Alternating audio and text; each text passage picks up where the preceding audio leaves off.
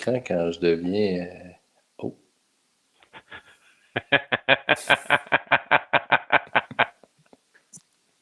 Salut tout le monde, c'est Pat.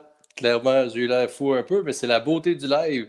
Bienvenue à On en jase avec G2B. Ce soir, invité de Marc, un petit Québécois dans le fond que je connais très bien. On vous avez peut-être vu passer la publication où on vous invitait à venir nous regarder. Ce soir, Pascal Lexras sera notre invité. J'invite Guillaume à venir m'accueillir pour qu'on puisse à notre tour accueillir Pascal qui sera notre invité pour la soirée du 18 novembre 2020. Il est 20 bonsoir, heures. Patrick. Bonsoir, Guillaume. On est à l'heure. Belle affaire, Oui, hein? on est à l'heure pile et on a déjà des personnes qui nous regardent. Donc, le niveau de nervosité de Pascal a déjà augmenté d'un cran. Exactement, Guillaume. Comme j'ai dit à tout le monde, après 3 minutes, vous pouvez quitter. Mais de grâce, soyez des nôtres. On va passer une belle soirée. Pascal a plusieurs anecdotes. Je pourrais les pimenter un petit peu parce que j'ai comme la faculté d'avoir une mémoire assez éléphantesque. Et d'avoir une certaine proximité, peut-être, avec le dit invité se nommant Dextras. Dextras. Donc, appuie sur la flèche de droite et accueille notre invité, Guillaume. Juste avant, par contre, Patrick, je vais me permettre de rappeler aux personnes qui nous regardent actuellement, vous êtes invités à participer à la discussion lorsque ça vous tente. J'ai déjà publié le lien dans la salle de discussion, dans les commentaires. Vous pouvez venir en direct poser votre question à Pascal. Ça va lui faire un grand plaisir de vous répondre. Et pour nous, ça va nous faire un grand plaisir de vous accueillir. N'hésitez pas. C'est sûr qu'il y en a qui sont plus forts sur le clavier. Des fois, j'ai tendance à passer tout droit ces questions-là. Je veux que les gens participent. On n'est pas juste 3 à se parler. On est une belle communauté au Québec de quilles. Alors, venez vous joindre à nous. Je vais remettre le lien à quelques reprises dans les commentaires afin que tout le monde qui se joint à nous tranquillement, pas vite, puisse avoir la chance de venir poser la question à Pascal. Excellente idée, mon ami. Ceci étant dit, on l'accueille. Hey, hey, le voici. Salut Guillaume, salut Pat. Salut mon homme. Salut Pascal. Merci pour l'invitation, je suis choyé. Ben, merci à toi d'avoir accepté. Écoute, dans le fond, on avait comme défilé une liste. Là, on avait 27 personnes, puis tout le monde a dit non. Donc, c'est drôle, moi, je voulais dire l'inverse. On n'avait personne, puis qu'on a pensé à toi. Appelle ton frère. Non, c'est pas vrai. Ça va super bien aller. Puis, comme je disais à Guillaume, puis aux gens qui sont avec nous, on va avoir un paquet d'anecdotes, assurément. Puis Guillaume nous a fait une petite intro là, avec différents sujets. Peut-être qu'on pourrait se lancer rapidement puis s'en aller dans le temps, prendre la machine à remonter dans le temps, puis on se ramène jusqu'en 93 où, Guillaume, j'ai appris ce matin que tu avais participé à ces premiers provinciaux. Non, tu n'as pas participé, tu étais dans les estrades. Oui, j'étais dans les estrades. Pascal, on se connaissait pas à l'époque. J'ai pas eu la chance de jouer chez nous à Rivière-du-Loup parce qu'un certain François Rossignol, qui m'avait battu in extremis de 14 quilles à la toute fin de nos qualifications, et je me souviens avoir pleuré ma vie sur le bout de l'allée numéro 7, là, sur le bout du banc de l'allée numéro 7 lors de la journée de qualification. Mais je pouvais pas m'empêcher d'aller au championnat provincial, aller voir les jeunes, et j'ai zéro souvenir de ce championnat-là, de tout ce que j'ai vu, à l'exception d'un seul. Et c'est toi. Moi? Oui, c'est toi, parce que, je sais pas si tu peux te souvenir, mais avant, avec l'ancien système, on écrivait les noms à la mitaine un peu là, lorsqu'il y avait des tournois. C'était mélangé avec les X et les Z? Non, pas du tout. Mais tu étais comme, me semble, sur les allées 1 à 6, quelque chose comme ça. Puis là, on commençait à écrire Pascal. Jusque-là, ça va. D-E-X-T. J'ai dit, Colin, il s'appelle Dexter, comme les souliers. C'est le souvenir que je garde du championnat provincial de 93. Mais au-delà de ce souvenir-là qui m'appartient, toi, ça a comme été, dans le fond, j'ai envie de dire la bougie d'allumage, ce qui a lancé un peu ta carrière des grosses quilles.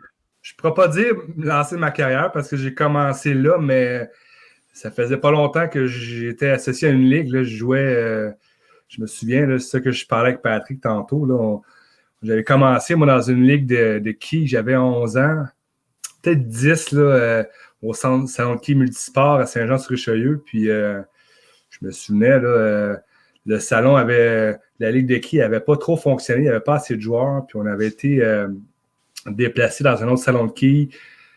Salon de quilles Baillargeon, Feu, salon de quilles Baillargeon à Saint-Jean-sur-Richelieu, qui est dorénavant un cinéma. Ça a été là la première année là, que j'avais 11 ans, puis on avait, fait que là, vu que tu fais partie d'une ligue, tu peux, on avait participé à ce championnat-là, les qualifications, puis je m'étais classé, j'étais dans la catégorie des 11 ans et moins, j'avais 12 ans à l'été. Mais tu sais, j'étais pas le point de mire. Je commençais à jouer au quilles, je jouais conventionnel. J'avais pas. C'était vraiment un début. Là. Donc, mais tu n'avais pas un petit poignet bleu, quelque chose comme ça? Je vais t'avouer, Guillaume, je les ai pas mal tout essayés, les poignets, le bleu, le gros en métal, celui le avec gros doigt, là. Spring, dans ce temps-là, on voulait. On lançait des boules puis on essayait de faire du mieux qu'on pouvait. Je ne jouais pas avec de la courbe dans ces années-là. Là. Je commençais. Là, fait que, moi, je me souvenais de Bobby Morin. C'est des années. Voilà. Puis moi, là, c'était comme dans ma région, c'était le joueur par excellence dans les catégories. C'est un prodige, ça, cet enfant-là, des 11, 12, 13 ans. Il lançait des billes. Là, c'est comme, je ne serais jamais capable de faire ça. Mais. Non, j'ai joué en double avec Bobby dans notre catégorie. On avait les deux. Bobby est peut-être un petit peu plus jeune que moi d'1 an. Là. On avait 11, 12 ans. Puis, il t'en voulait pas trop, j'espère, de l'avoir battu en simple, à moins que tu l'avais battu en simple après. Non, lui, il m'a battu partout. Là. Je pense qu'on a gagné une médaille de bronze en double. Je me souviens de ça. OK. On avait gagné une médaille de bronze. Mais j'avais comme souvenir, moi, que ça n'avait pas été top tant que ça pour Bobby la machine. Honnêtement, là, les gars, mais c'est loin, là, mais c'est pas tant grave. Je me souviens d'avoir gagné une médaille. Moi, je me suis, par souvenir, quand je suis arrivé là, je jouais avec contre Donato Izzo, ceux qui se rappellent de lui, à 11 ans, il est 180, quasiment 5 pieds 7. C'est comme, oh my God, il s'est trompé de catégorie, puis déjà, à cet âge-là, la boule, elle avançait, puis elle révolutionnait beaucoup, Fait que je me dis, my God, que moi, je le vivais par expérience. Je m'en allais pas là gagner des médailles. Je dis, regarde, je vais faire de mon mieux, puis...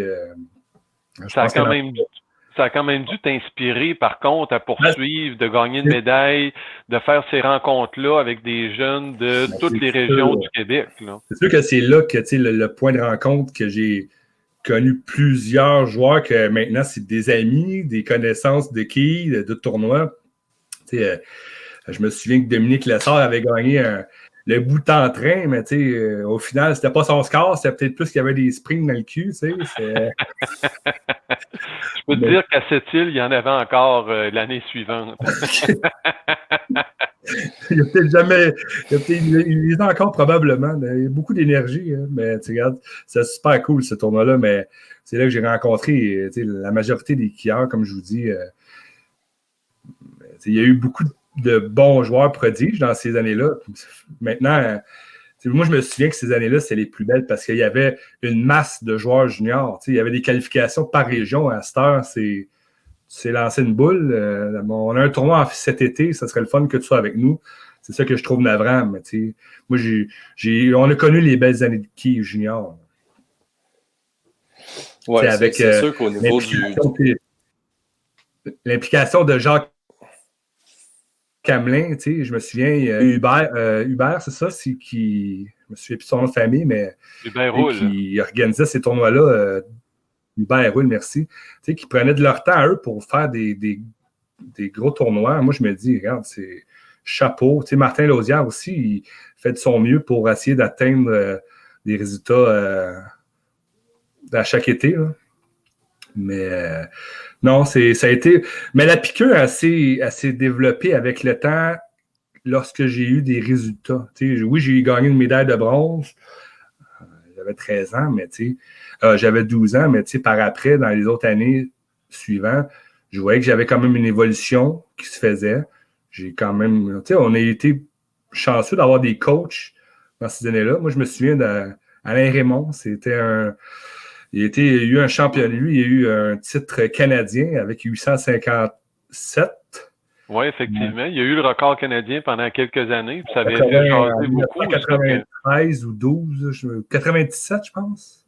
Quelque chose comme ça, là, effectivement. Puis, moi, je me souviens de l'avoir vu à Rivière-du-Loup déjà dans un tournoi provincial. Là, on avait sorti une vieille photo, je pense, avec Claude Lécuyer lorsqu'on l'avait accueilli, Patrick, au mois d'avril. Alain Raymond, Denis Breton, Claude Lécuyer, puis je me rappelle pas trop qui, là, mais oui, c'était... pour appuyer ce que Pascal dit, c'était une figure marquante qu'on a eu la chance d'avoir comme coach. Puis ce que Pascal dit, c'est que oui, on a eu la chance d'avoir la masse de skieurs, mais ça reste qu'aujourd'hui, les jeunes ont autant à cœur de participer à ce tournoi-là. Ça fait 27 ans, la première édition, que Hubert Roule a essayé de nous amener plus loin avec ça. Mais assurément que ça l'a marqué l'imaginaire, puis ça marque encore l'imaginaire. Pour ne pas le nommer, le COVID a empêché la tenue des Jeux l'été passé, puis c'était prévu qu'il y en aurait 2 dans la même période. C'est la preuve qu'il n'est pas question de sauter par-dessus ça. Donc, ce que tu as vécu en 93, t'es pas à côté de la traque là, d'avoir ça encore dans tes souvenirs. Mais c'était surtout le fait que tu voulais faire partie de cette équipe-là. Tu voulais faire partie du regroupement. C'est où cette année? On s'en va à Jonquière, on s'en va à Québec, on s'en va à Montréal. Tout le monde est chambré, tout le monde est... C'était une gang. C'est l'effet dans... Je pense que c'est pour ça encore que aujourd'hui, quand on fait des tournois de quilles, souvent, puis on va à l'extérieur, c'est l'effet de regroupement. On essaie de se faire un panel pour s'aller dans le tournoi. C'est ça qui est cool. On est 25 ans plus tard, puis on a encore le même trip que lorsque j'ai commencé quand j'avais 10 ans. C'est sûr que l'aspect social, on ne pourra jamais le mettre de côté lorsqu'arrive des événements comme ça, des tournois comme ça. Puis, tu l'as dit tantôt, ça crée des amitiés qui durent vraiment des années et des années. C'est parce qu'on partage la même passion. Donc, c'est un automatisme que si tu continues à pratiquer la passion que tu aimes, puis que je le fais, on va se revoir éventuellement. Exact. Dans ta jeunesse, Pascal, est-ce que tu as déjà eu peut-être là en tout cas, j'imagine que oui, mais une petite compétition qui s'est créée avec Patrick sur les allées, puis si oui, à quel moment que ça s'est développé, cette petite compétition-là, ou de quelle façon avez-vous peut-être grandi et travaillé ensemble pour atteindre chacun à votre façon les niveaux où vous êtes rendus aujourd'hui? Mais ayant 2 ans avec Patrick de différence, on n'a jamais joué un contre l'autre. On a toujours été dans la catégorie... on changeait de catégorie en même temps. Donc, si je jouais 12-14, il jouait 15-16-17. Après ça, il montait, je montais. Fait que, on n'a jamais eu à jouer vraiment un contre l'autre en tournoi, mais je pense qu'on était juste 2 alliés. Là. On essayait d'évoluer notre jeu de quilles ensemble, là. Pas en compétition. Je me souviens pas d'avoir été vraiment en compétition contre Patrick. Là. Patrick, est-ce que tu peux confirmer les dires de Pascal? Oui, mais clairement, Guillaume... Un souvenir, vas-y. clairement, Guillaume, on va devoir utiliser ma mémoire pour les souvenirs de Pascal parce que... attention! Moi, j'ai jamais participé aux championnats provinciaux. J'ai quitté les Ligues juniors, j'avais 16 ans, Guillaume. Oh, c'est beau! Oui, j'étais l'éternel troisième. J'étais l'éternel troisième. Il y avait c'est des gens qu'on voit un peu moins sur les réseaux sociaux puis qui ont disparu un petit peu du monde des quilles dans le Grand Québec, là, mais des joueurs comme Stéphane Saint-Pierre puis Benoît Couture étaient systématiquement devant moi dans la catégorie où j'étais. Puis je pense que ça a créé des frustrations à quelque part. J'ai quitté. J'ai quitté à 16 ans. À 16 ans, je m'étais retrouvé à jouer dans une ligue d'adultes. Puis à l'époque, on n'avait pas le droit de faire les deux. Maintenant, les juniors ont la possibilité de participer adulte et participer junior. Mais pour ce qui est de la compétition, Guillaume, les seuls souvenirs que j'ai, c'est le 20$ que notre mère nous donnait le samedi. Ça coûtait 6$ pour jouer la ligue avec un coach. Il nous restait 14$. Et ça coûtait 1$ la game après. On revenait. Il restait plus une scène. Quand on n'avait plus d'argent. On avait joué 14 parties. On a fait du millage sur les allées. Je pense qu'on a été choyés, autant Pascal que moi, d'avoir des parents qui nous ont poussés à jouer là-dedans. Aujourd'hui, à 6 pieds 2, 2,40, je pense que ça aurait été correct de jouer au hockey, mais notre père ne voulait pas. C'était dangereux. C'est correct, ça nous pousse dans d'autres choses. Ça nous a amené à jouer au hockey. Puis merci la vie, parce qu'on a vu le Québec de long en large. Pascal a vu d'autres choses ailleurs, là, mais compétition, jamais. On a été chanceux aussi que le seul et unique bowling qui s'installe à Iberville était la maison à côté de la maison. Là. Fait que c'était le bowling à Iberville, le boulevard des Quilles, qui s'est installé. On était les voisins en arrière. Là. Fait que, tu sais, je partais avec ma boule, puis on s'en allait au salon. Là. Fait que, tu sais, c'était, comme Patrick dit, ça a été les journées juniors, mais par après, c'était 5$ par jour que il me donnait, puis après l'école, je m'en allais au bowling, je jouais 5 games. Fait que, tu sais, fais le calcul, ça fait beaucoup de pratique en arrière de la cravate à coup de 5 games, mais 5 games fois 5, 6, 6 ans, 7 ans, une en arrière de l'autre, ça fait beaucoup de parties de quilles. Fait que, tu sais, où j'ai été choyé que mon père puisse me permettre ça. Mon mère aussi. Papa et mon mère. On a une mère aussi. Ça nous a permis, je pense que c'est là que, tu sais, moi, j'ai tout le temps, j'ai encore j'associe le résultat beaucoup dans la réussite. Fait que si j'ai des résultats, je me dis, maudit, il y a quelque chose que je fais bien.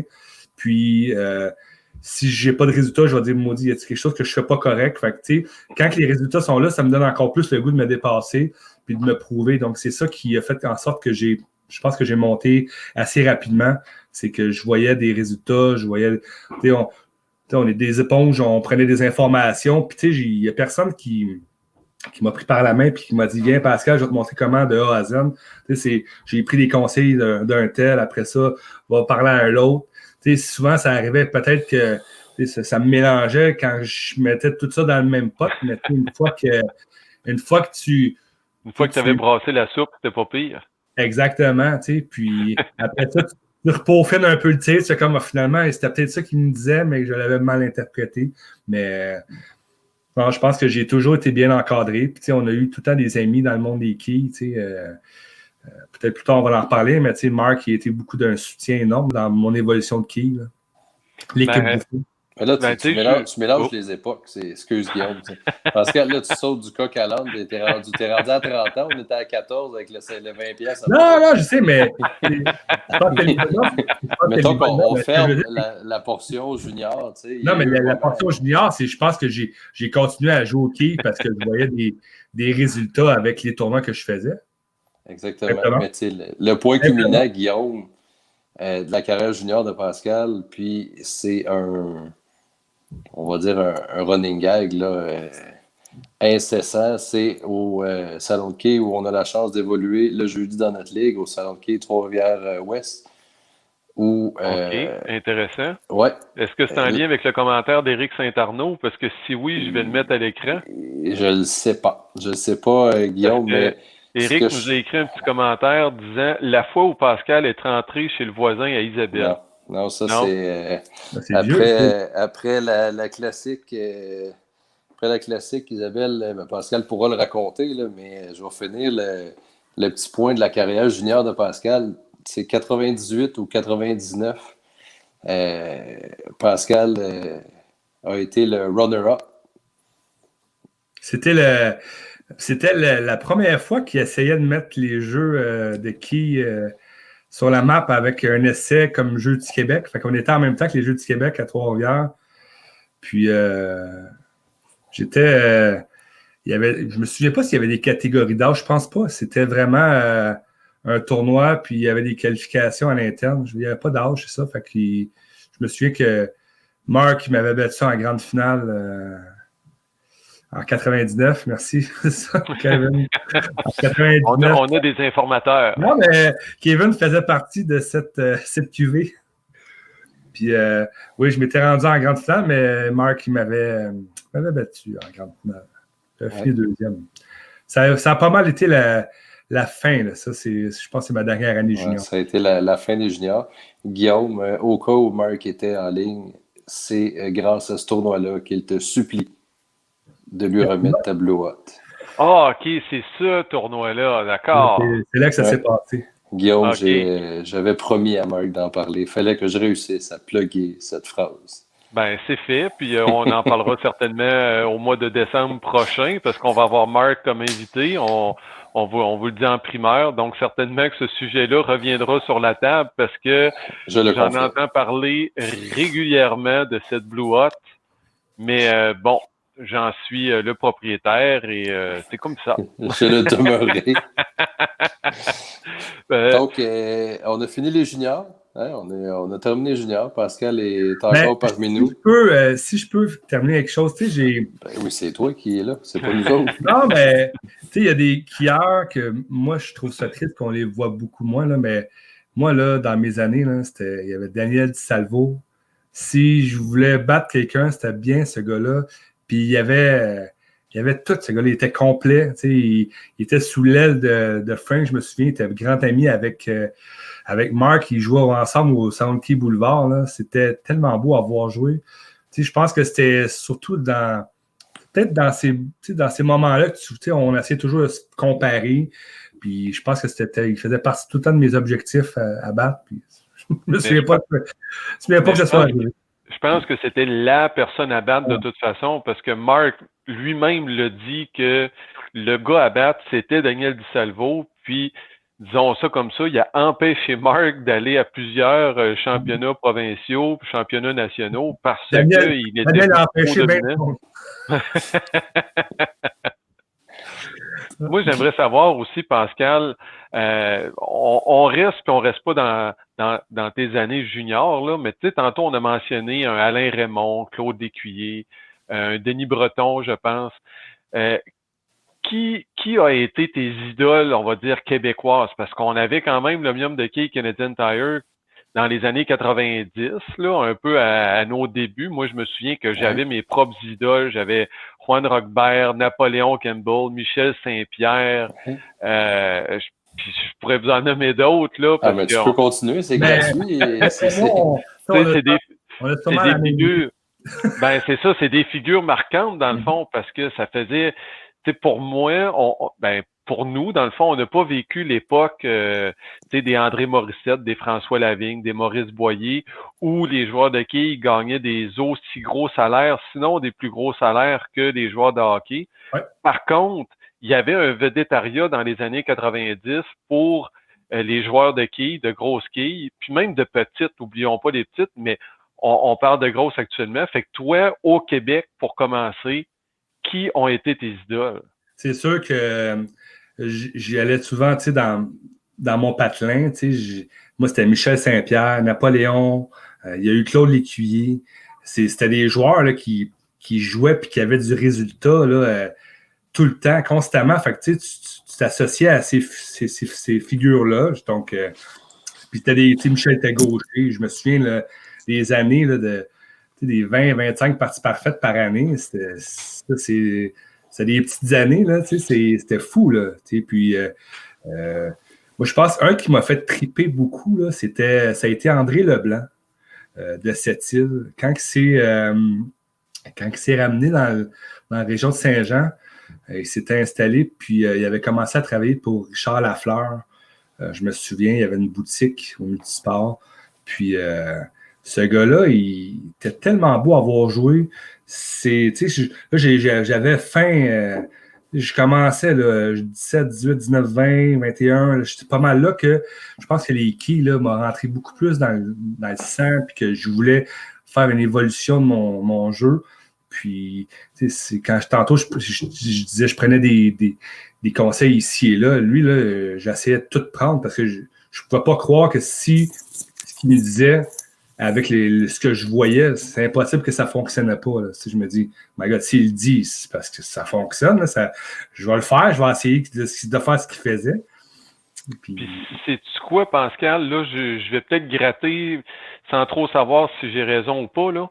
Mais il me semble que j'ai un vague souvenir de toi et André Leblanc à Rivière-du-Loup qui portaient les couleurs du Le Bourgneuf et que vous aviez gagné la classe A. Est-ce que je me trompe? Bravo, tu as les réponses. Et voilà, magnifique. Année 2000, je peux même te donner l'année, c'est en 2000, c'était avec Eric et Steve Bourré. Puis on jouait avec André. Puis moi, je venais juste de. Ça, c'est comme l'année suivante du Canadian Tire, que j'avais eu une performance que j'avais terminé deuxième à la dernière année du Canadian Tire. On avait gagné Rivière-du-Loup en 2000, exactement, avec André. Mais c'est dans les années qu'André il jouait beaucoup. On parle de 20 ans. Puis ce gars-là, je te dis, là, moi, je le mettais dans la même catégorie. Là, peut-être que il y avait une fluidité dans son lancer là, à la patillée. C'était facile, c'était beau à voir jouer. Là. Puis... Je suis parfaitement d'accord. Puis pour être un gaucher aussi, j'avoue que à chaque fois que j'avais l'occasion de le voir jouer, je m'arrêtais puis je faisais comme juste apprécier le spectacle. C'était beau. Tu sais, la boule elle tombait sur le lot, on n'entendait jamais rien. C'est ça que je veux. C'est ça que je veux faire. Exact. Un beau lancer de gaucher, pas compliqué. Hein? Exact. Puis sinon, aussi, dans les années 90, la PBA, c'était fort, fort, fort. Ben ça, je manquais aucun moment. Moi, là, c'est les Norm Duke, Walter Ray, Brian Voss, Pete Weber. C'était ceux qui sont rendus à 60 ans aujourd'hui, mais dans ces années-là, c'était tellement hot. Là. Moi, je me dis, tu fais comme, tu regardais les 4 derniers, c'est comme, tu peux pas savoir c'est qui va gagner dans les 4. Là. Tu dis, les gars, il y en a un qui a gagné la semaine passée, l'autre qui a gagné il y a 2 semaines. Fait que c'était tout le temps des gars qui étaient hot. Puis rien de compliqué, ça lançait la boule en avant. C'est sûr que les conditions étaient beaucoup plus simples qu'aujourd'hui. On parle souvent, là, dans le temps, ils jouaient souvent sur des villages quasiment maison. Tu perdais avec 2,78. À cette heure, c'est quelque chose qui arriverait quasiment plus jamais. Là. Mais c'est ça qui nous faisait triper. On voyait du score, puis tu faisais comme moi, je veux être comme lui. Puis on arrivait au bowling, on pratiquait, puis on ne mettait même pas mon nom, je mettais le nom du joueur que j'avais vu. Je faisais la même chose. Je faisais la même chose aussi. Fait que, il y a des joueurs, on fait référence au hockey, il y a bien du monde qui dit hey, moi, je suis Crosby. Ben oui, mais moi, j'étais Packer Bond. C'était ça que je tripais. C'était ça. Fait que oui, je me suis associé au gaucher là aussi, Packer Bond, ça a été un icône pour moi. Mais bizarrement, quand même, ton idole des idoles de la PBA, semble-t-il que c'est Wes Malotte. Oui, aujourd'hui, parce que dans les années 90, Wes, il ne jouait pas. Puis Big Wes, mais lui, moi, quand je l'ai rencontré là, à l'Expo Key à Montréal, là, moi, je ne peux pas mourir. Là. J'avais réussi à.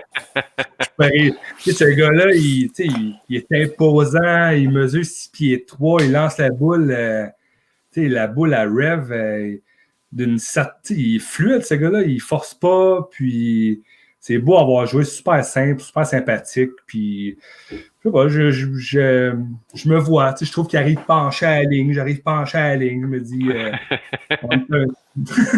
C'est exactement la même affaire. Moi, regarde. Pareil. Je la regarde toujours dans un miroir pour voir si c'est ça que je fais. Ah, ok, c'est bon.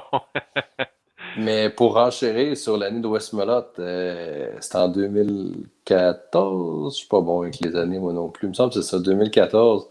Je sais pas si tu te rappelles, Pascal, j'avais eu la chance d'être matché avec lui sur les allées. Ouais, à l'époque, j'avais la chance de représenter la compagnie Track, puis tu sais, l'Expo Quai, je sais pas si vous étiez un peu comme moi, là, je pratiquais 3 games la semaine d'avant en espérant que la game shape n'était pas été revenue, puis finalement, c'était pas parfait, mais à la 4e partie, euh, Big West puis moi, on part front nine les deux. Puis là, ça va bien dans ma tête. Je joue avant lui, m'a le forcé à faire le truc parce que je vais jouer 300 moi avec. Ça n'a Fait que pas été le cas. je fais le premier du 10. Et là, je suis persuadé que il shake, hein, le grand. C'est sûr. Il est en train de texter puis il jase avec Liz Johnson à côté. Genre, OK. Je vais en mettre un autre. Puis moi, il met de la pression. J'ai mis ça dans le champ douette, puis j'ai fait 8, j'ai joué 2,87, là, mais... Puis lui s'est élevé. Il m'a donné à la main, good game, là, avec ma main qui couvre à peine, mes 2 mains couvrent sa main, c'est comme... Puis il a fait 3 abats, pareil, comme... Il était comme arrivé là, la première partie, ben soft, là, un peu mince, un peu haut, un peu mince, un peu haut. Puis tranquillement, pas vite, il a comme pris le petit tournevis, là. Puis il nous a expliqué pourquoi il était un pro, puis nous autres, on était des amateurs. Là. Il a joué comme 860 les 3 dernières. Bravo. C'est beau, ouais, ça a bien été. Fait que c'est le plus proche que j'ai passé proche de battre l'idole de mon frère, mais un chic type. Vraiment. Patrick, je vais te laisser poser la prochaine question pour l'évolution de Pascal. Là, on s'est égaré un tout petit peu avec les idoles, mais je pense que c'était quand même à propos parce on a fait lien, dans le fond, avec les joueurs qui ont pu inspirer Pascal lors des années 90 un peu. Maintenant, tu nous amènes où comme dans l'histoire de Pascal? Je pense qu'on arrive tranquillement où on fait le saut, pas chez les professionnels, là, mais on fait le saut dans la catégorie, dans l'élite, dans la catégorie adulte. Je pourrais comme faire une liste de... Je suis pas capable de mettre ma main dans l'écran à soir, ça va pas bien. Je pourrais faire une liste de tournois qu'on a partagé la route, Pascal puis moi, puis on arrivera peut-être... J'ai juste envie de faire une petite parenthèse là, sur le premier tournoi qu'on est parti faire un tournoi élite. Et vous allez sûrement vous rappeler la Charlevoisienne qui se passait à l'époque au Salon de quilles. J'ai juste la baie dans la tête, mais le Salon de quilles de Sylvain Lajoie. Puis ça coûtait 250 $ l'inscription. Oh, peut-être rien de moins. Pour jouer 8 parties. Puis ça courbait après 4 carreaux. Fait qu'imaginez ce que ça pouvait avoir l'air après 8 parties. Là. Mais, surtout avec la boule qui remontait par-dessus. Oui, il y avait le retour de boule sur 5, 6, 7, 8. Ouais. Fait que cette année-là, Pascal avait la chance d'avoir un chic type qui avait accepté de payer parce qu'à 20 ans, des 250 pièces, on n'en avait pas tant. Là. Puis Claude Dumont nous avait dit « OK, les gars, on part, on s'en va là. » Le tournoi n'est pas commencé, on n'est pas parti du parking du bowling qu'on se demande dans quoi qu'on s'embarque parce qu'on n'embarque pas tous dans le même char. Il dit « Suivez-nous. » Pascal, lui, a prévu arrêter. C'est des images qui sont frappées. Là. Pascal est dans sa petite accent 95. Puis moi, je suis dans mon char avec ma blonde dans le temps, puis Claude Dumont. On est dans un rang de campagne où c'est écrit 70, puis on roule 140. Ça a été comme, hein? On arrive sur l'autoroute, mon Guillaume, c'est écrit 100, on roule 100. 108. 108 sur le cross, tout va bien. Tout ça pour dire qu'on s'en va au tournoi, puis ça coûtait 250$, puis tu avais joué 3 rondes, je pense, 2 ou 3 rondes. Ouais, j'avais joué 2 rondes. 2 rondes, ouais. Puis c'était beau de voir Pascal aller dans ces années-là, parce que quand tu n'as pas à jouer avec ton argent, il y a une belle insouciance, puis tu pourras peut-être confirmer ce que je disais, là, c'est plus facile que d'aller au guichet ATM et dire « Bon, ben, donne-moi 600$, s'il vous plaît. » Je dois t'avouer là, que j'ai été privilégié aussi là, dans ces années-là. Moi, quand Claude Dumont m'avait approché puis il m'avait dit il dit, je vais te sponsor. Puis là, tout de suite, la première affaire que j'ai dit, J'étais avec Pap, il dit, c'est quoi sponsor? Je savais pas c'était quoi. T'sais. Puis là, l'autre dit, ben, je vais commanditer. J'ai dit, OK, mais tu sais, c'était comme la première vraiment une vraie entente que j'avais avec quelqu'un de l'extérieur. Fait que tu sais, ce gars-là, il voyait le potentiel. Tu peux pas juste arriver, puis je vais te commanditer, puis advienne que pourra, mais c'est quand même ça qu'il m'a dit. Il dit, regarde, si tu te classes, tant mieux, on verra ça par après, mais regarde, joue au quilles, amuse-toi. Puis il a fait ça les 2 premières années, je pense, de ma carrière adulte. Là, je me souviens les premières les qualifications Canadian Tire là, dans le temps, ça arrivait que c'est dans la semaine. Là. On passait un mardi soir, là, on pouvait jouer 2-3 rondes. Puis je voyais vraiment la facture. Claude m'avait inscrit les 3 rondes, puis du coup, mon Pascal. Tu sais, mais c'est ça qui était beau de voir ça. Puis ça nous amène à Canadian Tire où, on a parlé de Rivière-du-Loup que tu as gagné, mais Canadian Tire, c'est là que. On dira pas que Serge Lemaître t'a mis sa map, là, mais ça reste que. Non, mais tu sais, Serge Lemaître, on l'a perdu, mais on a eu la chance de côtoyer un Marcel Paradis longtemps. Puis vraiment. Longtemps, Marcel nous parlait encore de ces 4 victoires-là qui. On pourra faire un quiz. Qui a détrôné Pascal après son 297? On pourra peut-être poser la question aux gens qui sont avec nous. Là. Mais. On peut avoir des réponses. Ouais, c'est ta première qualification, je me rappelle.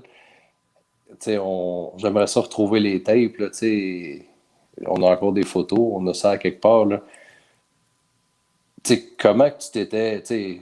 On en a parlé souvent ensemble, mais Pascal, toi, à 18 ans, t'avais-tu des attentes précises? Ça a été quoi le trip d'aller là? C'était un flow, là? Effectivement, mais je pense que c'était pas le. Aujourd'hui, je peux dire que je joue vraiment pour la passion, puis le jeu, je pense que dans ces années-là, je voyais l'appât du gain, l'argent, on est capable de faire de l'argent avec ça, puis je me souviens, j'aimerais ça que vous voyez la réaction que j'ai quand j'ai manqué mon 297, on peut lire sous mes lèvres, là. Je fais 5 000 $. La seule affaire que je me dis, là, c'est que j'ai pas eu 300, j'ai manqué 5 000 $. Moi, là, c'est le cash que je voyais au bout de la ligne. J'ai dit, manqué 5 000.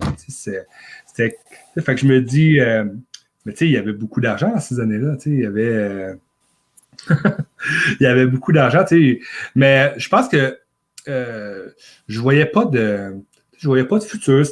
On jouait les tournois qui étaient là. Puis je connaissais même pas je savais même pas qu'il y avait des championnats canadiens dans ces années-là. Je m'intéressais pas à ça. C'était pas quelque chose que je voulais. Fait que c'était comme on va à tel tournoi en fin de semaine, tu viens-tu, on s'en va à telle place. Oui, j'embarque. Je voyais pas le futur je le faisais comme ça. C'était tel que tel. Puis, mais c'est sûr que lorsque tu vois l'évolution du tournoi, à 400, 500, 600, 700 joueurs qui se qualifiaient dans toute la Québec, c'est comme, OK, on s'attaque à quelque chose de gros.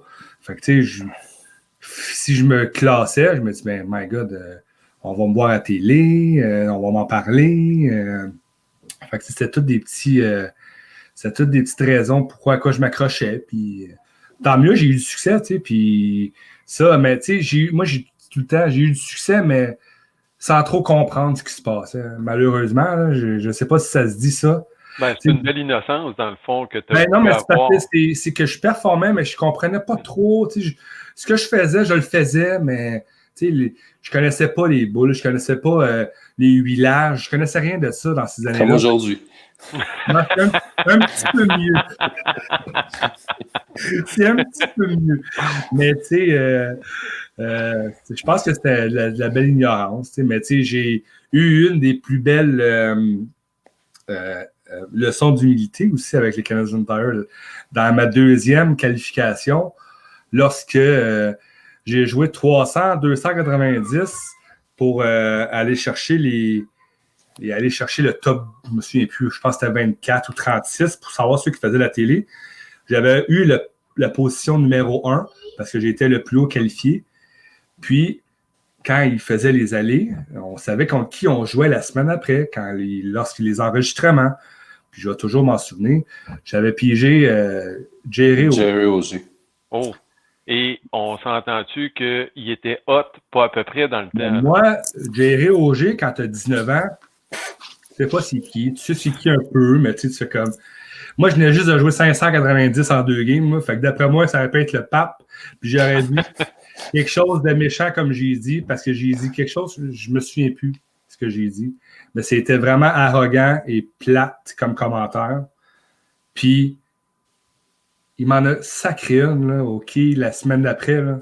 Avec son bras élastique. Avec son bras élastique. Puis, tu sais, avec le recul, là, tu sais, on s'en est reparlé par après. Là. Mais tu sais, lui, là, il l'a eu sur le cœur longtemps. Oh!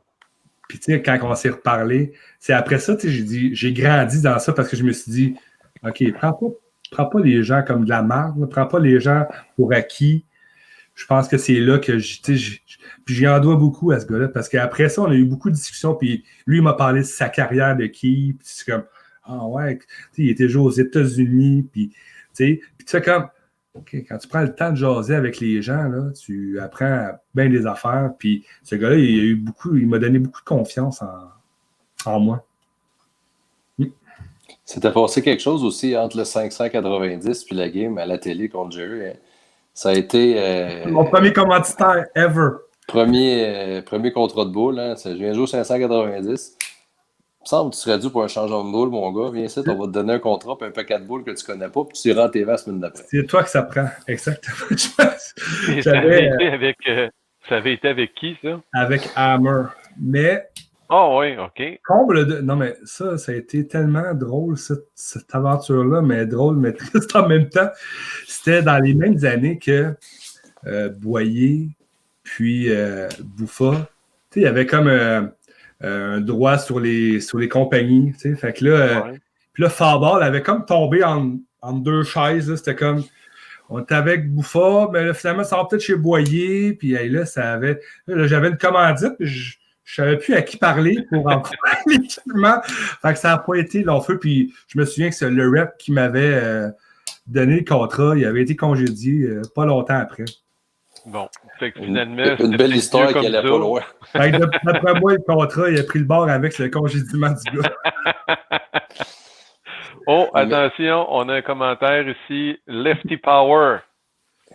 Mais cette année-là, l'année du Canadian Tire, tu sais, puis je pense que c'est là qu'on va s'en venir, tu sais. J'avais eu une série d'abats, tu sais, je pense que c'était 20, je sais pas, 21. À la télé? 21 abats consécutifs à la télé. Hein. Wow. Tu sais, ma première expérience télévisée officielle, tu sais, je joue contre Rénal Banville, que je connais pas, tu sais, le gars, Rivière-du-Loup. Il était hot, ce monsieur-là. Rénal Banville à Rivière-du-Loup, c'était le joueur. Il y a eu M. Banville, puis tout d'après Ross. M. Ross, un droitier. Bruno Ross. Oui, de Saint-Fabien. Après ça, j'ai joué... Hein? De Saint-Fabien au Bas-Saint-Laurent, qui maintenant est associé à Montjoly, à Quai Montjoly. Ouais. Puis après ça, j'ai joué contre M. Canadien Tony Brocoli. Hein? Il n'y a pas Pascal Bourque à quelque part dans l'équation aussi? Pascal Bourque? Oui. Ouais. Pascal Bourque de Rock Forest ou de... Oui, puis Pascal Marion. Oui, fait que dans le fond, Tony Brocoli n'a jamais eu rapport dans l'histoire, mais Pascal essayait. Tony Brocoli, je l'ai joué la deuxième partie, je le dis. Bon, en tout cas, c'est OK, c'est correct. Vous pourrez vous en reparler une fois qu'on aura Tony Brocoli a été là, mais tu as juste gagné 4 games. Fait que je sais pas comment là, on est rendu à 5 joueurs. Ça marche pas. Est-ce que c'est lui qui aurait détrôné Patrick, excuse Pascal, à ce moment-là? Non? OK. C'est le tapageur. Ouais, j'ai pris une chance. C'est le tapageur qui a sorti Pascal.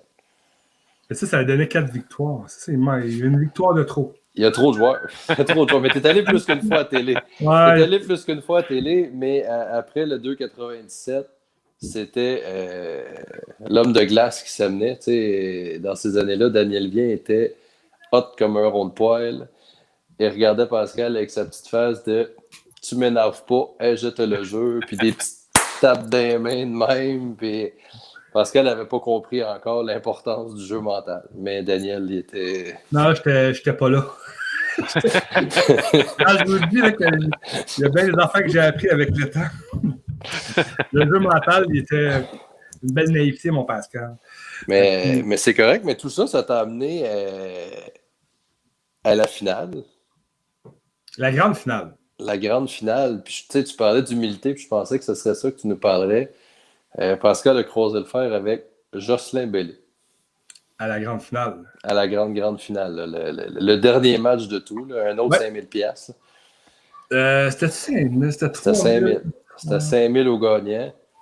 Non. Puis, c'est la 9, hein, Pascal? Ouais. C'est... Ouais. Non, mais... On en garde un souvenir amer un tout petit peu, on dirait. T'arrives au 10e, tu sais, c'est serré, là, tu calcules un peu, c'est comme, OK, si je fais un strike au 10, ça m'assure la victoire, tu sais. La 9. Mais tu sais, Stone 9, c'est comme, oh, OK, je vais faire mon spare, je fais un strike, je le force à faire un double. Je fais mon spare, je fais un strike, je fais bon, OK. Je force à Jocelyn Bellé à faire un double. Mais Jocelyn, pour ceux qui le connaissent, il était déjà dans la cinquantaine, probablement, dans ces années-là. Là. Il était boule valise, sur le bord de la dalle. Puis le premier, excusez, là, mais il va laisser petit boquette. Il rentre main, château de cartes. Je suis comme, OK, ça lui prend le prochain. Là, il dit, puis là, la deuxième, il dit, c'est encore pire que le premier. C'est un petit peu plus large. Je suis comme, elle revient tranquillement, puis main strike qui gagne avec ça. Mais tu sais, par après, là, tu sais, puis le monsieur, là, il m'avait dit, puis ça, tu des paroles qui te restent, là. Je sais, il m'avait dit, tu sais, toi, tu vas avoir encore le temps de gagner des tournois. Wow. Mais tu sais, c'était comme. Ben, c'est quand même une belle parole, je trouve. Et là, c'est moi qui vais gagner. Mais on ne sait jamais l'avenir, mais oui, ça m'a amené à d'autres choses par après, mais Jocelyn est parti avec son trophée, son chèque, puis moi je me dis, ça a été ma première grosse défaite, là, mais tu repars avec 3000 pareil. Oui, on avait fait on parle d'argent, j'en ai fait, il y avait fait dans la qualification, le salon de quai donnait 1000 piastres, dans les qualifications pour toute partie parfaite. C'était beaucoup d'argent. Là, pour être j'espère que le fisc n'entend pas. Là. Le fisc? Le fisc, pas tes fils, le fisc. Si vous permettez, les garçons, parce que je vois le temps quand même qui défile rapidement. Là. Finalement, tu vois, Pascal, c'est pas si compliqué que ça. Venir en jaser avec nous autres. On parle de gagner des tournois. Tu en as gagné ici et là plusieurs. Moi, il y a 2 tournois qui m'impressionnent vraiment beaucoup d'avoir gagné. C'est Val d'Or. Puis tu l'as fait de façon consécutive, Val d'Or, si je me trompe pas. Ouais. 2 années consécutives. Les 2 premières éditions. Puis on s'entend que, là, malheureusement, on y retournera plus à Val d'Or, là, mais on va peut-être le faire à Lévis bientôt. Croisons-nous les doigts, ça viendra. Mais sinon, si on se concentre pour Val d'Or, c'est pas un tournoi. Oui, les pointages ont toujours été hauts, mais le fait que les pointages étaient hauts, ça rendait le tournoi difficile à gagner parce qu'il y avait plein de monde qui pouvait arriver, puis faire des séries d'abat, puis jouer leur vie durant cette fin de semaine-là. Puis toi, tu as réussi 2 années de suite à te faufiler au sommet. On y arrive comment la première fois, puis on y arrive comment la deuxième fois, sachant qu'on a déjà gagné la première fois, puis qu'on vient défendre son titre? La première fois, mais tu sais, faut le savoir aussi que la première édition, il y avait beaucoup de commanditaires, mais il y avait moins de joueurs. Là. Si je me souviens, la première édition, là, il y avait 60-70 joueurs. Là, je me souviens. Là, donc, j'étais probablement un des favoris. Puis, il y avait Jonathan Simoneau. Mais la grosse gomme ne descendait pas dans ces années-là, les premières éditions. Puis Puis, ça a été du bouche à oreille. C'est pour ça que le tournoi il a grossi continuellement parce que 5 000 $ au gagnant, il y a de la grosse argent, il y a beaucoup de commanditaires. Mais tu sais, la première année, c'est de l'ignorance. Tu fais comme, regarde, j'ai une shot, my God, c'est là que ça se passe. Puis tu sais, avec les années, on s'est rendu compte, eux, ils savaient déjà parce qu'ils jouaient là, mais tu sais, à gauche, il y avait une méchante belle shot. Tu sais. Mais il y a eu un petit peu de distorsion sur la ligne, Pascal. Malheureusement, c'était flagrant. C'était heureusement pour moi, mais tu fais comme, regarde, ça, là, je peux pas rien faire comme ça. Moi, j'ai la shot, je vais y aller, puis je vais all-in, tu sais, je veux dire, je peux pas commencer à faire comme moi, je suis favorisé, hein? Non, regarde, la shot est à gauche pour toutes les autres, puis il y a d'autres gauchistes fin de semaine-là, puis je me suis rendu au bout, mais, tu sais, puis moi, j'étais un joueur de feeling, Patrick peut en parler, tu sais, quand je suis dans une zone, là, puis que la shot est là, je vais être dur à sortir de la zone s'il n'y a pas trop de transition. Là, c'est. Ouais. Non, Marc. Ça, c'est en équipe. C'est en équipe de 4. Parce que Marc, il a laissé un commentaire. On a été joué en tournoi parce que c'est la dernière édition en équipe.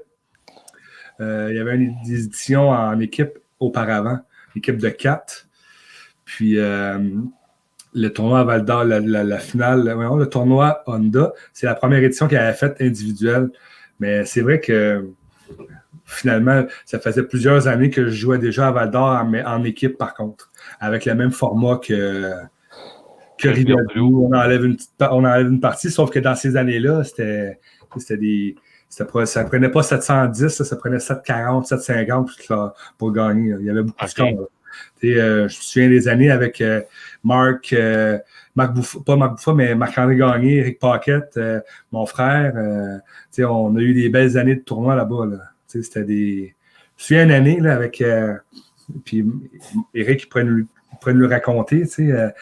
Là-bas, on compte, nous, on compte plus 100, plus 200 en fonction du 200 de moyenne. Puis à un moment donné, on était rendu qu'on comptait, mais pour le 800, on comptait au-dessus du 800 de moyenne. Ça n'avait pas de moyenne. Wow. C'était ridicule. Okay. Comme... Après 3 games, on était plus 3, plus 4. Puis là, il y en a qui disaient, vous êtes pas mal plus que ça, là, mais on a juste plus 3 par rapport à 800. C'est n'importe quoi. C'est vantard un petit peu en même temps. Hein? La pizza?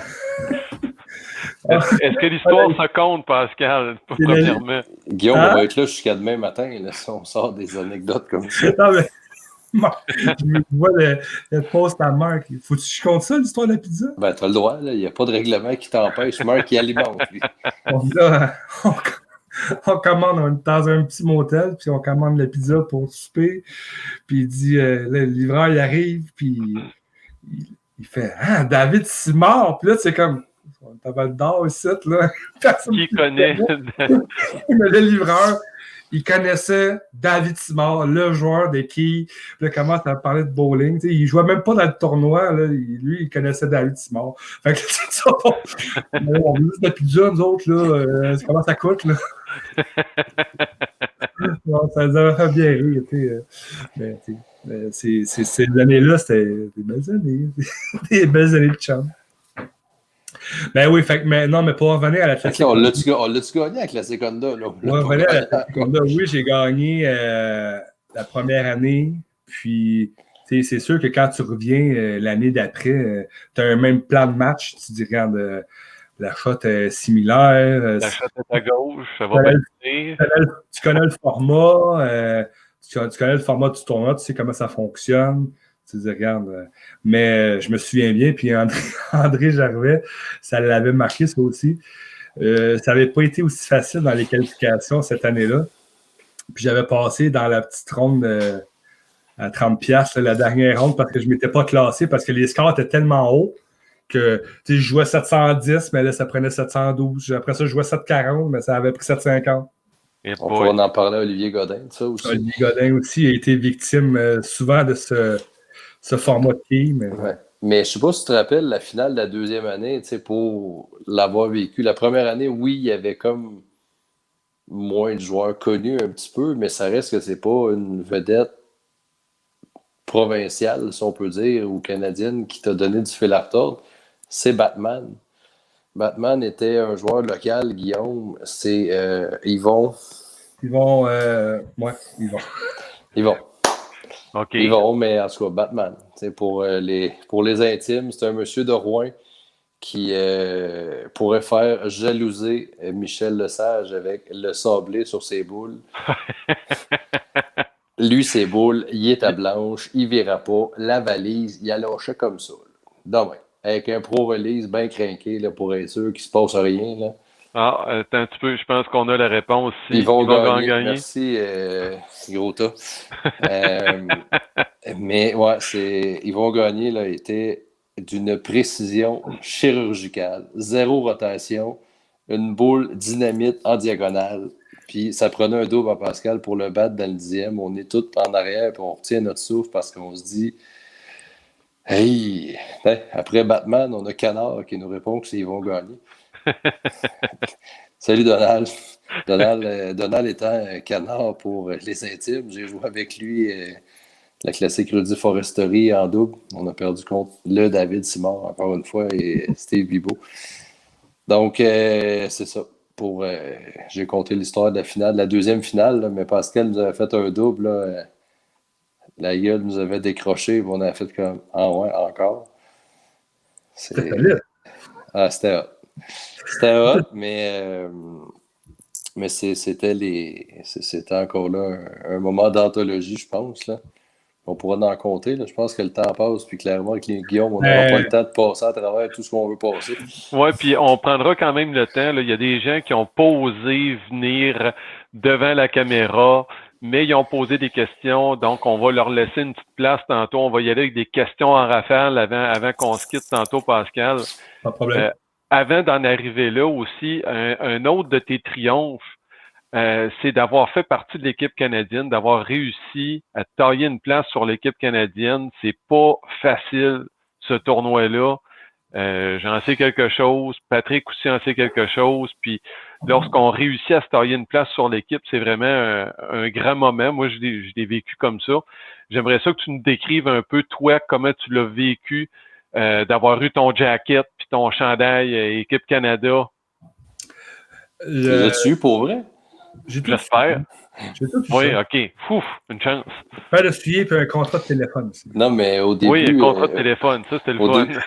Au début, les photos, il les a faites avec les gilets de David. Tu sais, quand t'as un chum qui a trop de gilets d'équipe Canada. Tu sais, moi, t'en passer un. Mais là, je pense que je vais y aller dans le mode plus de détermination parce que j'ai eu longuement le speech. C'est trop dur pour moi, je suis pas capable de faire ça. J'ai pas le goût de faire ça. Puis quand je vous dis que j'associe souvent un résultat à mes performances puis à mon vouloir, mais ça c'est quelque chose qui m'avait... L'année, Guillaume, que toi, tu t'étais classé, c'était en 2007? 9? Non, en 2009 à Burlington pour l'équipe de 2010. Ça, c'était la première année que j'avais essayé ça. Oui, effectivement, je me souviens. Dans le temps que je pensais que je savais jouer au quai, là, c'était, je vais vous montrer comment ça marche. Moi, j'ai 230 de moyenne dans ma ligue. Là. Je vais aller, c'est ça. Mais c'est le même que j'avais le thinking. C'est pas le même, ça marche rendu là. Exactement. Mais c'est là que tu apprends, puis c'est comme, ouais, finalement, là, tu connais rien. Puis lorsque j'ai voulu me retenter ma chance, j'étais arrivé préparé. J'ai dit, j'avais parlé beaucoup avec Isabelle, Michel Lesage, puis il m'avait dit, puis j'ai fait beaucoup de préparation avec David Simard, puis David m'expliquait comment jouer le huilage, qu'est-ce qu'on fait avec l'entretien des balles, comment tu joues un médium, un court, un long. Puis on avait pris du temps pour le pratiquer. Puis c'est là que je dis, OK, là, j'ai quelque chose. J'ai un kit, j'ai un équipement adéquat, j'ai un plan de match. On connaissait le huilage, on les avait pratiqués. Parfait, on part avec ça. Mais tu sais, puis la clé, puis ça, c'est la clé. C'est pas le nombre d'abats que tu vas faire dans ta fin de semaine, c'est le nombre de réserves qui est le plus important. Puis puis le nombre de carreaux verts que tu vas éliminer de ton jeu qui va te permettre de monter. Puis 202, tu vas prendre des keys sur le gars qui a joué 180, puis ça a l'air de rien, mais c'est là que ça se passe, c'est dans les petits détails de même. C'est pas parce que tu as joué 260 que tu vas nécessairement bien performer parce que tu accoles des games de 150 tout de suite après, puis tes keys sont disparus. Donc, c'est là que je pense que j'ai apprécié le plus mon expérience. Puis, d'été, une anecdote, moi, je m'étais dit, le cours, c'est quelque chose que je contrôlais vraiment bien. Puis, je m'étais dit, regarde, un plan de match, je sais, il n'y a pas 15 lignes de jeu sur un patron court, mais sur le médium, qui était la première journée des qualifications, puis on m'avait dit, si tu joues even, là, 200 de moyenne, là, d'après moi, là, tu vas être popé proche, puis je pratique, puis même dans la pratique du jeudi, j'avais rien. J'avais essayé toutes les boules de mon sac, puis j'avais pas de shape pantoute. Puis Marc, il était passé, puis il m'avait dit prends ta bouilla, là, puis sors-moi ça. J'ai joué 250 la première game. Ça a été assez pour grinder, juste assez de nombre de keys. Après ça, je me suis battu avec le 200, 201, 200. J'avais joué comme plus 40 mon bloc de 5 parties. Puis ça avait été suffisant pour pas être trop loin après la première journée. Puis après ça, je savais que je rentrais dans une zone que c'était plus facile, le patron court sur la deuxième journée, puis le patron long la troisième journée. Que là aussi, normalement, le gaucher n'est pas très favorisé, mais la ligne que j'utilisais était vraiment bonne pour ne pas faire d'erreur. Fait que, là aussi, j'avais joué un plus 50, je pense, là, pour le bloc. Fait que je m'étais bien positionné pour la quatrième journée. Fait que, moi, cette année-là, c'était déjà un plus. Même si j'avais un objectif, là, c'est vrai que j'avais un seul et unique objectif, c'était de faire l'équipe. Mais je m'étais dit, regarde, la dernière fois, là, je m'étais dit ça en 2009, puis j'avais fini dans les bas-fonds des 10 derniers. Mais fait que là, de faire la quatrième journée, c'était déjà un exploit. Puis, je suis rentré, j'étais dans l'équipe. Je pense que j'étais 6e, je pense, à la dernière journée. Puis, on jouait aller alterner, patron court, patron long. Donc, pas de médium, ce qui favorisait là aussi mon mind game parce que j'étais confiant dans ce que j'avais vu. Fait que, mais ça s'est joué à la dernière partie. Les 3 dernières. Les 3 dernières parce que Mitch Hupé, qu'on connaît tous aujourd'hui, qui vit sur le professionnel tour, était quand même loin. On va dire loin. Puis, il était comme tout le temps 7-8-9, 7-8-9. Puis à un moment donné, il a ouvert la machine, puis il a fini avec 800 ces 3 dernières parties. Ouais, c'est ça. Pendant que moi, je me battais pour essayer de jouer un petit 200, puis j'ai fini, moi. Fait que là, c'est là qu'on se disait, j'ai bien beau faire des spares en ça, mais lui, il faisait des plus 30 pendant que je faisais des 20. Fait que c'était plus long. Fait qu'il m'a dépassé au dernier tour, puis j'ai fini 7e. Mais il prenait 6 joueurs, puis il y avait deux joueurs qui avaient été repêchés par l'équipe, les coachs, puis la firme canadienne. Là. Puis je me souviens, je me souviens, j'avais appelé Patrick, là, pleurait. Moi, c'était un échec. Là, j'ai dit, hey my God, j'étais dedans là, jusqu'à la dernière partie. Puis Ty était venu me voir, Tyrell Rose était venu me voir, puis moi, je voyais en train de serrer mon sac, puis il me pogne l'épaule, puis il dit, tu m'as vraiment impressionné. Il dit, continue ton jeu. Puis là, c'est comme, OK, c'est le coach de l'équipe qui me dit ça. Fait que là, je suis comme, bon, regarde, si j'ai fini 7e, mais moi, je vais partir avec quelque chose. Fait comme, regarde, je me suis battu jusqu'au bout, puis regarde, il était meilleur que moi. Mais ça m'avait vraiment fait du bien. Puis, dans l'été, j'avais été sélectionné là, pour faire partie de l'équipe. Mais j'ai été sur l'équipe. Malencontreusement, j'ai jamais fait de compétition internationale parce que c'était un championnat mondial cette année-là. Puis, ils prenaient toujours 6 joueurs sur 8. Donc, tu sais, mais là, sauf que, tu sais, mes coéquipiers, D-Mac, François Lavoie, Mitch Hupé, Zach Wilkin, Travis Cooley, c'était tous des joueurs qui étaient déjà... il y avait déjà l'expérience des équipes expérimentés, canadiennes. exactement. Tu sais, c'est ma seule déception, sauf que, tu sais, j'ai vécu une le camp d'entraînement. Un camp d'entraînement, tu sais, puis... mais tu sais, moi, j'étais arrivé là, c'était au Laurentian, tu sais, puis j'ai 37 ans, tu sais, 36, 37 ans.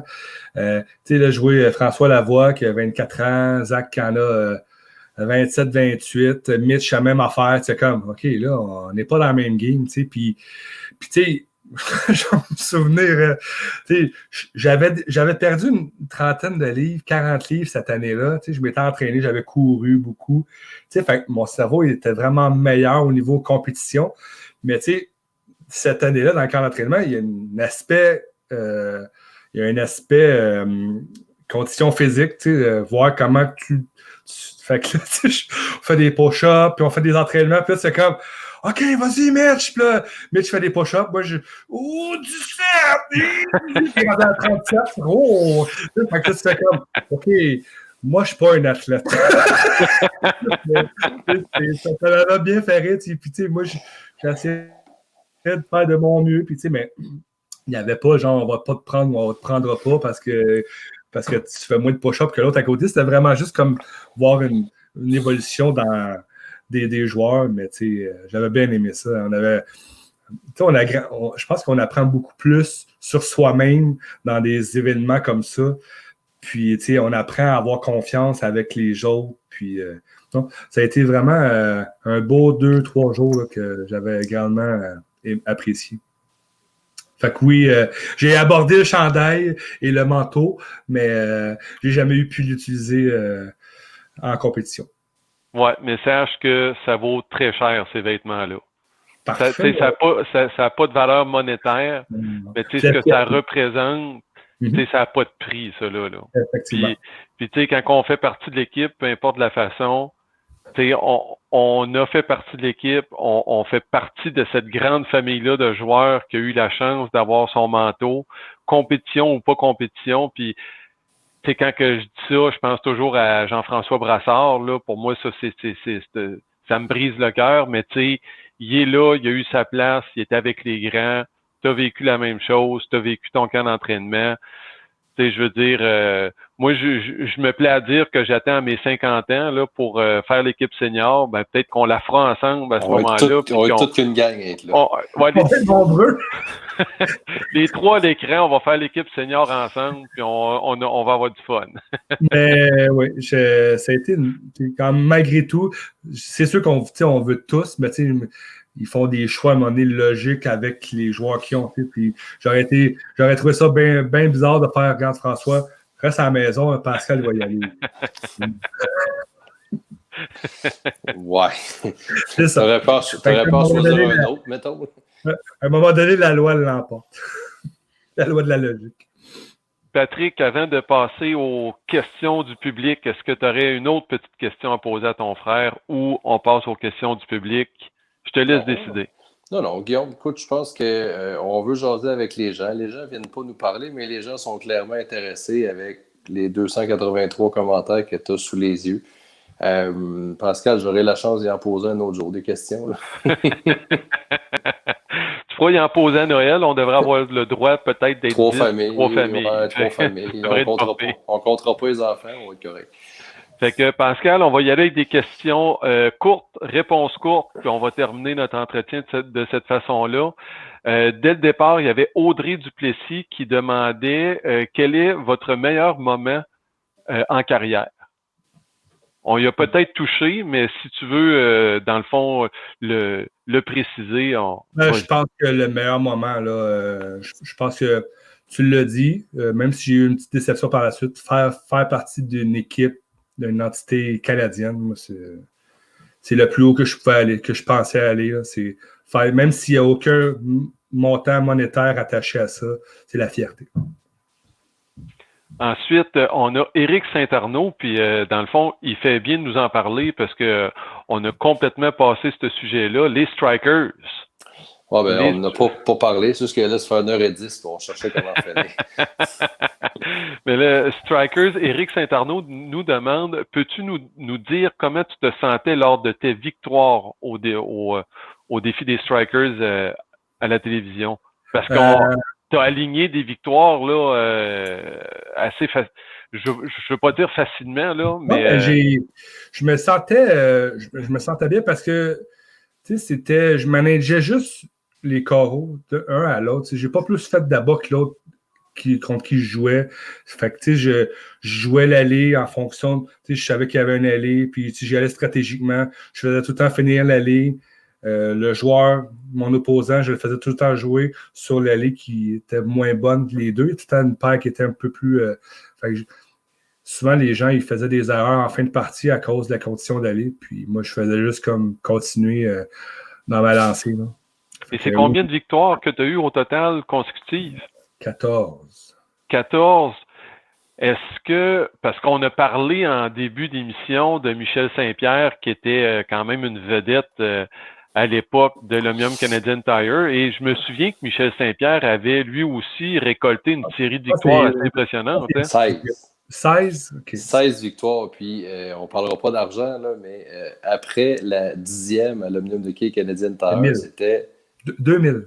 2000 $ la copie. Donc, faites le calcul, les amis, c'était payant. Oh, ouais, effectivement. Ça paye une hypothèque. Hein? Ah, ça a payé une Miata, je pense. Mais j'étais content, puis Patrick, qui était là pour la première journée des enregistrements, puis je pense que c'est un bon... c'est un bon grattateur d'émotions. Il me ramène rapidement, mon frère, puis j'étais bien content qu'il soit là. Never too high, never too low, qu'ils disent. Hein? Exact. Ouais. Kevin Durand, là, il va falloir que tu nous donnes des détails parce que moi, je lis ça, puis ça m'apparaît louche.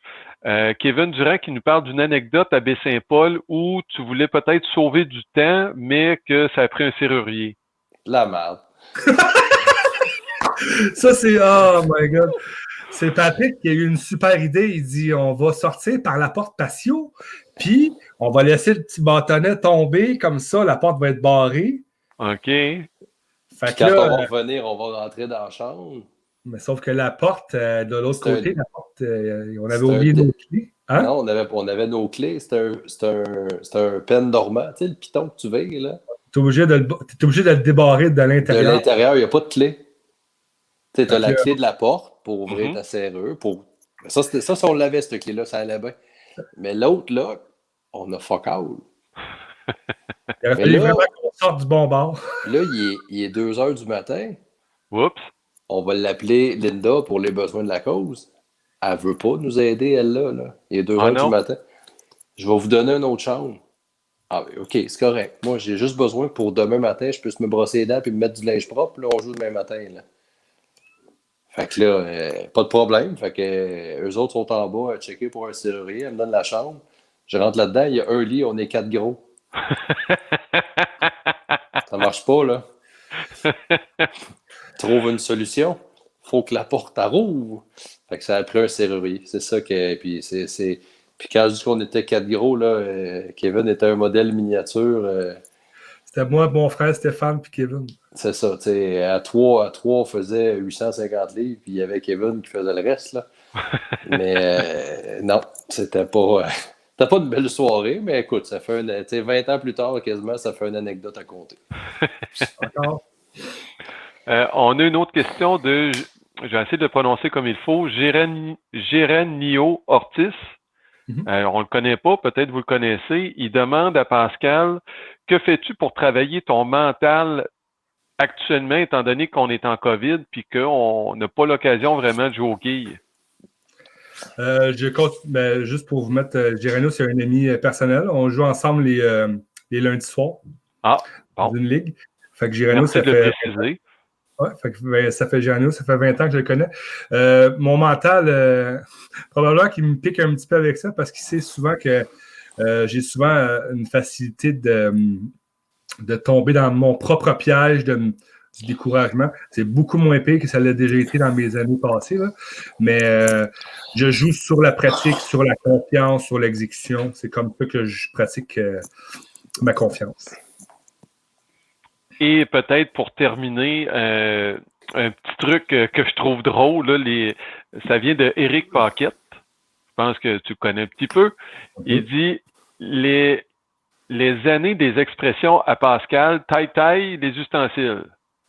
That's aussi, il y a eu That's Des fois, quand je m'emballe là, dans des tournois, là, puis que je veux essayer d'intimider les gens, ça sort un peu tout croche. OK. Lors d'un élément de folie. Là, fait que là, à un moment donné, on parlait. Ça avait dégénéré. Là, on était rendu.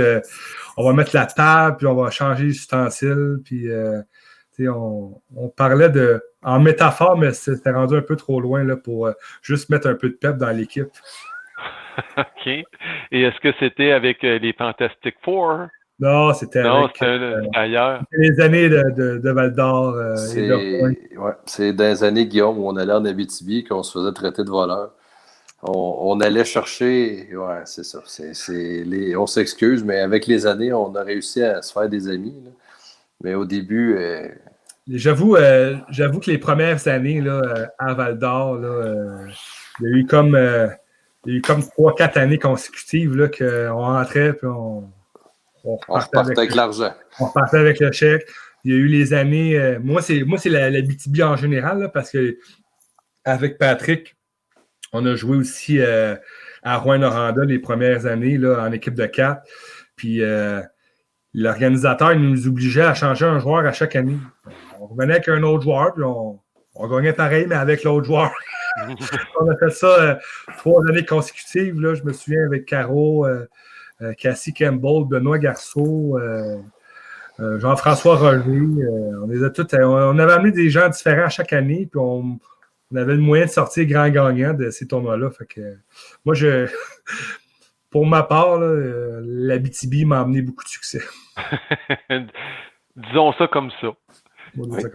Puis peut-être en terminant, moi je n'ai une question du public venant d'un des co-animateurs. Ça aussi, c'est un sujet qu'on aurait pu parler de long en large, mais tu as joué plusieurs années justement avec Éric Paquette, avec ton frère Patrick et aussi avec Caroline à Rivière-du-Loup. Moi, je dois être bien honnête, là, vous avez tout le temps été une équipe redoutable. On savait le potentiel que vous aviez. Il y avait 3 formats géants, puis un plus petit format, mais le plus petit format était aussi dangereux que les 3 autres. J'aimerais que tu nous parles un peu de cette équipe-là que vous avez eue pendant plusieurs années à Rivière-du-Loup en terminant. C'était de l'amitié pure et simple. Ce tournoi-là, on savait qu'on avait du talent, sauf qu'avec les équipes qui avaient d'inscrites, on jouait, on se connaissait de A à Z, les émotions, qu'est-ce qui marchait pas. On était capable de retirer chacun le meilleur de l'autre à chaque fois. On était capable de se ramener rapidement. Même si moi et Patrick, ça n'a pas toujours été facile parce que je sais, regarde, quand on ne parle pas pareil aux voisins comme on parle à notre frère, mais je sais que des fois, dans ma façon de parler, c'était pas toujours élégant, mais on était capable de se ressortir tout le temps du trou en équipe. On a été une équipe pendant 8 ans, puis pendant 8 ans, on a été finaliste dans l'équipe A, dans la catégorie du A, puis sauf sans jamais se rendre à l'apogée puis sortir avec le trophée. Mais regarde, ça a fini un peu croche parce que j'ai fait un choix de quitter le navire, mais ce tournoi-là, à mes yeux, mes belles années, c'est que de l'amitié. Moi, je vais le voir comme ça. On a beau vouloir gagner, mais puis, je suis très transparent. La première année, quand j'ai été jouer dans l'équipe avec David, puis Jonathan, avec Jean-Sébastien, je me suis mis beaucoup de pression. J'ai pas eu de fun pantoute. Puis, j'ai pas plus gagné parce que j'avais fait un choix de changer d'équipe. J'ai fini 2e, pareil. Sauf que, tu sais, il a fallu que je me parle. Puis la deuxième année, j'ai dit, je vais dessus, j'y retourne dessus. Puis l'année passée, on a été capable de gagner et de partir avec le trophée. Mais ça a été dur la dernière année. Mais regarde, il a fallu que je parle beaucoup, puis que j'en parle avec mon frère, que je parle avec Eric, Caro. Tu sais, c'est à un moment donné, c'est l'amitié, c'est mais tu sais, si tu veux faire un choix, des fois plus au niveau des quilles, je l'ai fait pour ça, parce que pas que je croyais pas à mon équipe, c'est juste que on avait des preuves que ça faisait plusieurs années qu'on n'était jamais capable de se rendre dans le carré victorieux. Mais au final, victoire, défaite, on joue parce qu'on s'aime, puis on aime les quilles. En tout cas, chose certaine, de la façon que tu en parles, je suis persuadé que ça a été huit années qui t'ont marqué beaucoup, puis qui ont marqué aussi tes coéquipiers. Puis, tu sais, juste d'entendre le mot, tu sais, c'était de l'amitié, c'était ça, dans le fond, moi je trouve ça merveilleux, parce que dans le fond, pourquoi on joue au quilles en équipe, puis pourquoi un tournoi comme Rivière-du-Loup nous fait triper autant, ben c'est parce qu'on est capable d'avoir des joueurs comme ça avec qui on connecte, puis qu'on est capable de passer une belle fin de semaine. Au-delà du trophée, c'est sûr qu'on veut tous le gagner, le trophée, là, on se le cachera pas. Exact. Mais en bout de ligne, malgré des deuxièmes positions, malgré des années en dehors du top 6 de la finale du dimanche, si malgré tout on a réussi à avoir du plaisir à jouer ensemble et à se retrouver, je pense qu'on peut tout de même dire mission accomplie. Effectivement. Patrick, je ne sais pas si tu veux ajouter un petit commentaire là-dessus, étant donné que tu étais une figure aussi des Fantastic Four, Monsieur Torch. Ben, écoute, Guillaume, tout a été dit. Tu sais, on avait tous les ingrédients de la sauce, mais on n'avait pas de poudre à pâte. Tu sais, ça n'a jamais levé assez pour. Tu sais, je me suis toujours plu à être le pot de colle de cette équipe-là qui réussissait à jamais être trop haut, jamais trop bas, justement. Tu sais, je suis celui qui était comme je vais dire le plus stable émotionnel. Là, tu sais, c'est pas que les autres te fous, là, pas ça tout, là. Mais tu sais, on avait une championne du monde dans l'équipe qui était notre locomotive, puis on avait Pascal qui avait juste à être Pascal sur l'allée. Tu sais, Guillaume, cette équipe-là, j'enlèverai jamais les trophées que l'équipe Bouffa a empilés un par-dessus l'autre, puis que Pascal a gagné l'année passée, mais on n'a jamais eu de phase de carême comme j'ai pu voir ailleurs dans d'autres équipes. Fait que je vais arrêter ça là. C'est bon. Pascal, ça a été un plaisir de t'avoir avec nous. Je suis persuadé que Patrick a eu le même plaisir aussi à parler bowling comme ça, puis à se rappeler des souvenirs, puis à se rappeler à quel point que je pense, moi ce que je retiens de notre entretien, c'est à quel point on est chanceux. On est chanceux d'avoir cette passion-là, de l'avoir développée au fil des années, d'avoir eu des modèles, puis aujourd'hui, de toujours avoir cette passion-là, ce feu. Et je suis persuadé que à ton tour aujourd'hui, tu es un modèle pour d'autres personnes, pour d'autres jeunes. Quand ils voient Pascal sur les allées, c'est sûr qu'il y a des personnes qui veulent avoir ton lancer, qui veulent avoir ta fougue, qui veulent avoir ton talent. Fait que, tu sais, je pense que c'est comme une passation un peu des pouvoirs, si on peut dire, là. Fait que moi, c'est ce que je retiens de notre entretien. C'était super intéressant. Ben, c'est c'est la même chose, idem. C'est merci pour ce temps de jasette. Puis j'espère que les gens vont continuer à venir me voir et à me jaser. Ça va me faire toujours un plaisir de leur jaser. Là. Même si c'est juste un questionnement sur la technique, ça va me faire plaisir. N'importe quoi. Je suis toujours là. Moi, je joue au quilles pour plaisir, je joue au quilles par passion, je joue au quilles pour le futur. C'est ça. Le futur m'inquiète, mais regarde, ils disent que ça va bien aller. Patrick, je te donne le mot de la fin. Ben, encore une fois, Guillaume, ce fut un plaisir immense d'avoir la chance de discuter avec toi, puis notre invité qui cette fois était mon frère. Je te vois défiler les messages un après l'autre. Les gens apprécient qu'est-ce qu'on fait. Sachez que sans vous qui êtes là pour nous écouter, on le ferait pas. On le fait pas parce que c'est payant, on le fait pas parce que on veut être famous, on le sera jamais. Là. Il est 9h30, là, on est mercredi soir. C'est pas le Late Show, c'est pas Jay Leno, c'est rien de tout ça. On le fait parce qu'on est des passionnés, parce que on s'emmerde de pas jouer au quai, parce qu'on n'a pas la chance de se voir sur les allées. Donc, encore une fois, merci à tous ceux qui nous ont écoutés.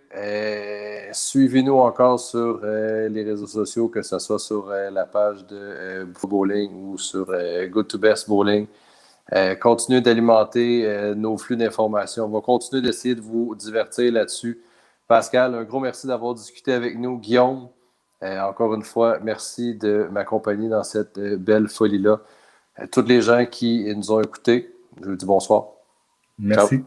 Bye. À la prochaine.